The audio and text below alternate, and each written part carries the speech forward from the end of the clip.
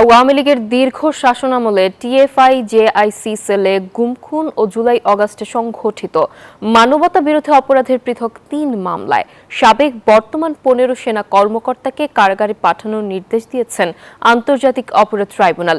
এর আগে সকালে টিএফআই সেলে গুমের অভিযোগে ১০, জেআইসি সেলে ৩ এবং ১৮-১৯ জুলাই রামপুরায় হত্যা মামলায় ২ সেনা কর্মকর্তাকে হাজির করা হয় ট্রাইব্যুনালে।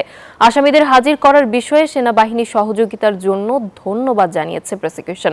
আর দোষীদের কাঠগড়ায় দেখতে পেরে সন্তুষ্টির কথা জানান ভুক্তভোগীরা। ফ্যাসিস্ট শাসনকে দীর্ঘমেয়াদী রূপ দিতে ২০০৯-এর পর থেকে দেশে গুমের সংস্কৃতি চালু করে আওয়ামী লীগ। বিভিন্ন বাহিনী ও তাদের গোয়েন্দা সংস্থাকে ব্যবহার করে গুম করা হয় ২০০০-এরও বেশি মানুষকে। গুম সংক্রান্ত কমিশনের কাছে এ পর্যন্ত ১,৮৫০টি অভিযোগ এসেছে, যার মধ্যে এখনও নিখোঁজ ৩৪৫ জন।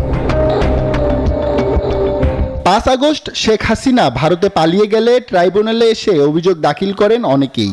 গুমের ২ মামলায় বুধবার আনুষ্ঠানিক অভিযোগ দাখিল করে প্রসিকিউশন। এর প্রেক্ষিতে আন্তর্জাতিক অপরাধ ট্রাইব্যুনালে পরোয়ানাভুক্ত সেনা কর্মকর্তাদের মধ্যে ১৫ জন সেনাকে হেফাজতে নেওয়া হয়েছে এবং ১ জন মিসিং আছে বলে জানায় সেনাবাহিনী। বুধবার সকালে ট্রাইব্যুনালে হাজির করা হয় আসামিদের। পরে সেনা কর্মকর্তাদের আইনজীবী জামিন সহ মোট ৩টি আবেদন করেন। বান্ডেল থাকলে প্রতি সেনমানিতে টাকা বাঁচবে। বিকাশ সেনমানি বান্ডেল কিনে জিতুন প্রতি লেনদেনে। এর মধ্যে রয়েছে বিচার চলাকালে সেনানিবাসের ভেতর সাময়িক কারাগারে রাখার আবেদনও। আদালত তা মঞ্জুর না করে কারাগারে পাঠানোর নির্দেশ দেন।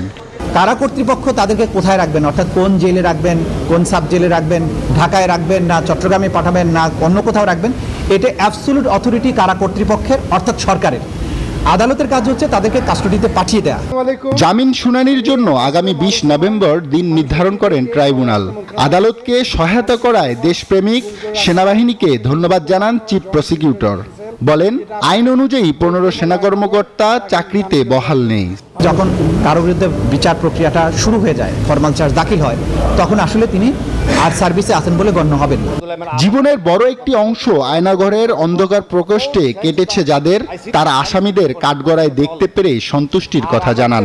আর কোনোদিন দেশপ্রেমিক সেনা সদস্যদেরকে দিয়ে ভারতে খুনির কাজ যেন করানো না হয়। দমন পীড়নের ভয়ানক স্টিং রোলার চালিয়েছিল ফ্যাসিস্ট হাসিনা। আজকে যে আমি এই দিনটা দেখতে পেরেছি আমরা, এটা আপনাদের জন্য এবং বাংলাদেশ জনগণের প্রেশারের জন্য। জুলুম করে মানুষের অধিকার লঙ্ঘন করে কেউ পার পেতে পারে না। সকল অপরাধীকে বিচার পেতে হবে। ফ্যাসিস্ট সরকারের গুম খুনে অংশ নিয়ে বাহিনীকে কলঙ্কিত করা অফিসারদের ধরতে তৎপর হবে সামরিক বাহিনী, প্রত্যাশা ভুক্তভোগীদের।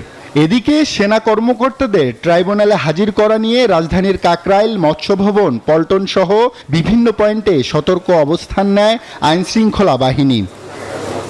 আব্দুল্লাহ মামুন, নিউজ 24, ঢাকা।